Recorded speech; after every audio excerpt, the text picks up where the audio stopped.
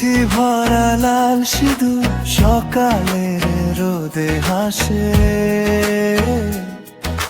শাখা পোলা হাতে তার স্বপ্ন গাথা ভালোবাসে। ছাবির ঝিলিক যেন চাঁদের আলো রাতে, নীরব ভাষায় বলে যায় মনের সব কথা সাথে।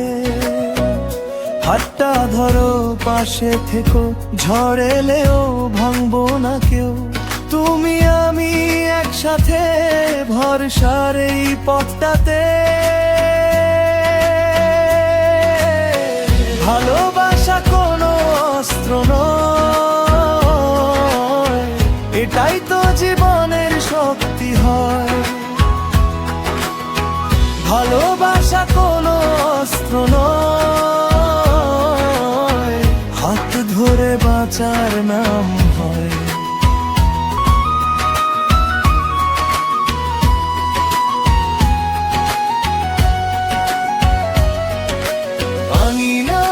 শুকনো ধুলো পায়ে পায়ে সুর তোলে, মাথার উপর পলাশ ডানা রং ছড়িয়ে দের ভোরে। চোখের কোণে জল জ্বলেও হাসি রেখে দেশে, দুঃখের ভেতর দাঁড়িয়ে নতুন আলো বনে এসে। হাতটা ধরো পাশে থেকো, ঝড় এলেও ভাঙবো না কেউ, তুমি আমি একসাথে ভরসার এই পথটাতে। ভালোবাসা কোনো অস্ত্র নয়। Hi everyone, good morning and welcome back to my channel. আজ হলো মঙ্গলবার, তার জন্য সকাল সকাল আমি ব্রেকফাস্টের জন্য আটা মেখে নিচ্ছিলাম। আর আমার শাশুড়ি রুটি সাথে তরকারি হিসেবে কুমড়োর তরকারি রাতে করে রেখেছিল, তো আজকের ব্রেকফাস্টে আছে রুটি আর কুমড়োর তরকারি। তো অমনি সব হয়ে গেল, তো আমি খেতে বসে বললাম রুটি আর এই যে কুমড়োর তরকারি নিয়ে। তারপর একটু নৈহাটির দিকে গিয়েছিলাম, কিছু দরকারি কাজ ছিল, হাজব্যান্ডের সাথে গেছিলাম। আসলে অনেক কাজের জন্যই আমাদের বাড়ি আসা মেনলি। অ্যাকচুয়ালি তোমরা যারা আমার ভিডিও দেখছো সাবস্ক্রাইব না করে, তারা অবশ্যই চ্যানেলটা সাবস্ক্রাইব করে দিও, আর পাশে থেকো। ভালো লাগলে একটা কমেন্ট করো আর লাইক দিও।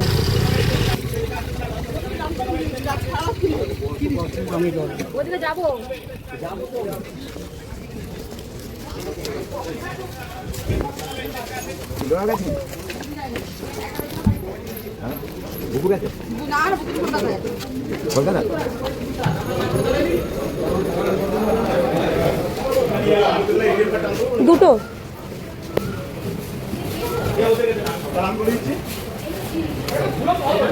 10 টাকা ফেরত হবে বলে।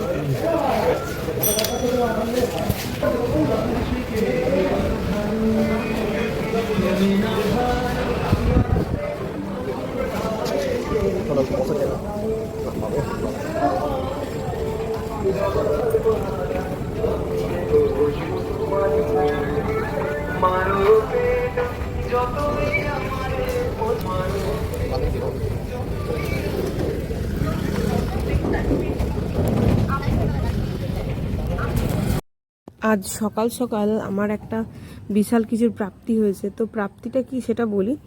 ফার্স্টলি হচ্ছে আমার কানের যে আমি সোনার কানেরটা পরতাম, সেই কানেরটা না আমি দুদিন ধরে খুঁজে পাচ্ছিলাম না। মানে এক দিকের একটা কানের পাচ্ছিলাম আর একটা কানের পাচ্ছিলাম না। অনেক খুঁজেছি, সারা ঘর পরিষ্কার করে খুঁজে নিয়েছি, কিন্তু তাও পাচ্ছিলাম না। তো কাল সকালবেলা হঠাৎ ঘর মুছতে মুছতে দেখলাম ওই জায়গাটা আমি আগেও দেখেছিলাম, কিন্তু ওই জায়গাটা দেখলাম আমার কানেরটা পড়ে আছে। সকাল সকাল আমার মনটা ভালো হয়ে গেল, কারণ সোনা হারানো তো ভালো নয়, তাই না? ঈশ্বর আমাকে পাইয়ে দিয়েছেন। অ্যাকচুয়ালি আমার হাত থেকে খুব একটা জিনিস হারিয়ে যায় না, এরকম খুব কম হয়। যাই হোক, তারপরে দেখলাম লাল টুকটুকে কিছু তরমুজ বিক্রি হচ্ছে। তো কিনে নিলাম, কারণ আমার মেয়ে, আমার হাজব্যান্ড সবাই তরমুজ খেতে খুব ভালোবাসে।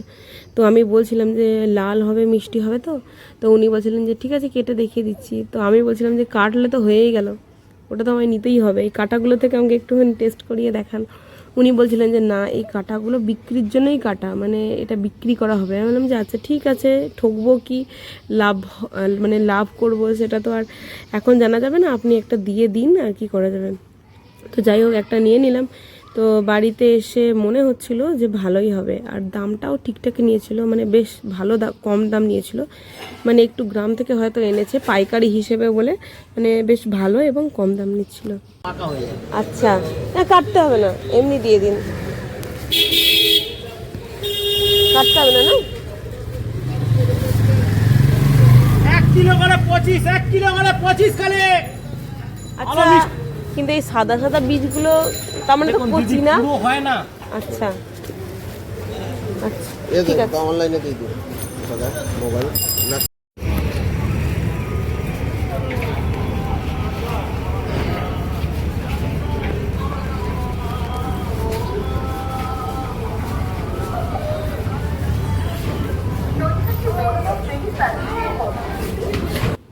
তারপর একটু অ্যাপেলো ফার্মেসিতে গিয়েছিলাম চিনির জন্য কিছু জিনিস কিনতে, তো সেসব পাইনি। তো তারপরে ভাবলাম যে এই যে পেয়ারা বিক্রি হচ্ছে, পেয়ারা মাখা কিনি, কিন্তু কিনে নেওয়ার পরে জানতে পারলাম যে উনি মেখে দেবেন না, বাড়িতে এসে মেখে নিতে হবে। তো তাই আর করলাম, কি করব অগত্যা, বাড়ি নিয়ে চলে আসলাম। বাড়িতে এসে নুন লঙ্কা দিয়ে মেখে, কাসুন্দি দিয়ে মেখে জমিয়ে খেলাম। বাজার হাই দাদা, বাজার হাই না হলে আবার আমরা কিনছি কোনটা 400 টাকা দিচ্ছে? এর সাথে নৈহাটি থেকে কিছু আমলকিও কিনে এনেছিলাম, কারণ আমার হাজব্যান্ড বলছিল যে আমলকি খাওয়া যায়, তো খুব ভালো লিভারের জন্য, তাই জন্য তো আমলকিগুলো আমি কিনে এনেছিলাম। তো আমলকিটা ভাবলাম যে দুপুরবেলা ভাত খাওয়ার পরে স্ক্র্যাপারে ছুলে দিই, মানে আমার হাজব্যান্ড টক জাতীয় খাবার একদম খেতে পারে না, কিন্তু যেহেতু উপকার তাই অনেক কষ্ট করে রাজি হয়েছিল। তো তাই জন্য আমলকিটা ছুলে দিচ্ছিলাম আর নুন দিয়ে মেখে দিলাম, যদিও নুন খাওয়া ভালো নয় তাও। আর তো হাসির কথা, আমার হাজব্যান্ড বলছিল যে ঠিক আছে আমলকিটা দাও, তার সাথে একটু লাড্ডু মিশিয়ে আমাকে দাও। আমরা তো হেসেই আলো হয়ে যাচ্ছিলাম। তো জানো, তোমাদের সাথে আর একটা কথা শেয়ার করি, কালকে এখানে লাড্ডু বিতরণ করেছে আমাদের এদিকে, মানে এই শ্বশুরবাড়ির এদিকে। তো সবাই বলছিল যে ঝালমুড়ি কোথায়, শুধু লাড্ডু দিলে কি হবে? যাই হোক, যা দিয়েছে সেটাই অনেক।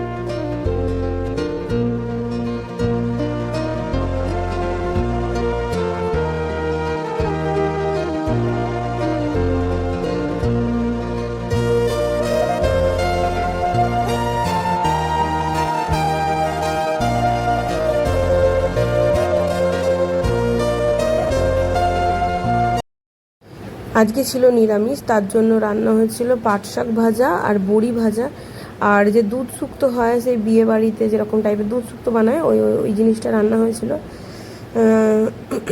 আর আমার শুক্তো, মানে এরকম দুধ শুক্তো অতটা পছন্দ না, তো যাই হোক। আর ছিল আমের চাটনি, সেটা ফ্রিজের মধ্যে ছিল। ও লাস্টে এই যে চিনিকে খাওয়ানো হয়ে গেছিলো, লাস্টে আমি খেয়ে নিচ্ছিলাম।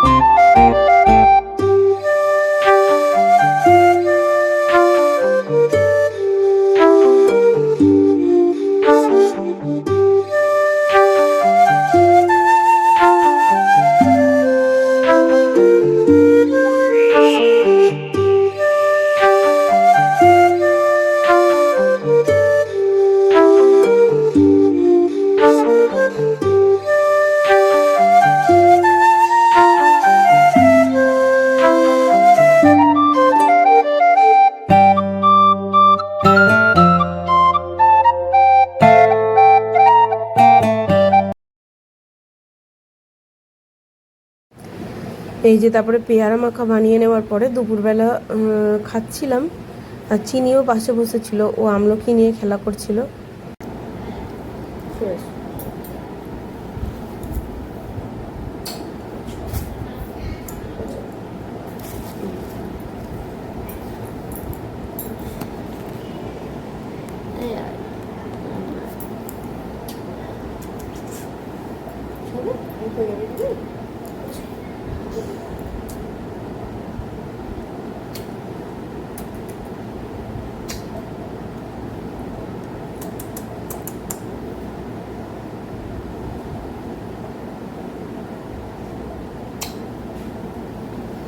কি দুষ্টু রে বাবা।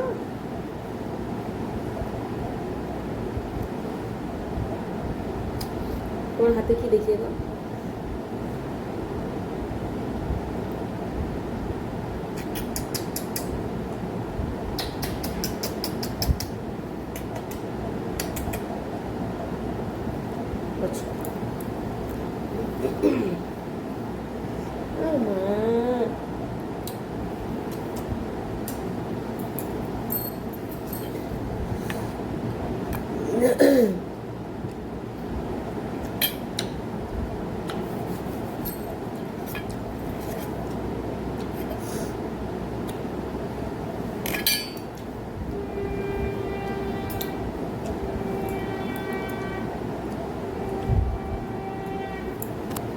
নমো করে নাও একবার,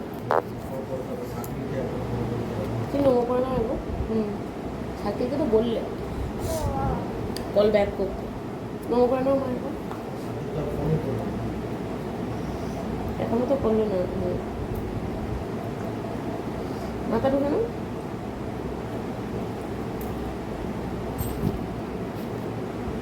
আচ্ছা আচ্ছা,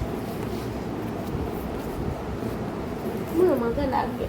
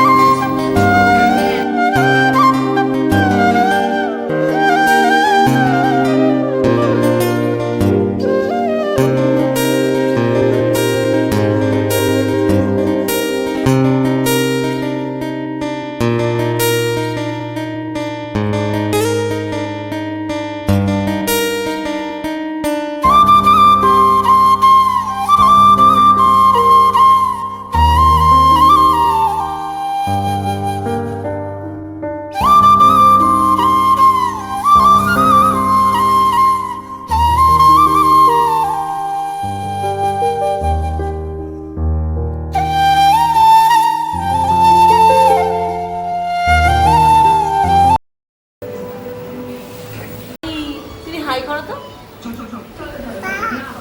পায়ে কি হচ্ছে চিনি? ও আলতা পড়েছে ওই জন্য দেখাচ্ছে। ওলে বাবা, ওলে বাবা, খুব ভালো লাগছে, খুব ভালো হয়েছে।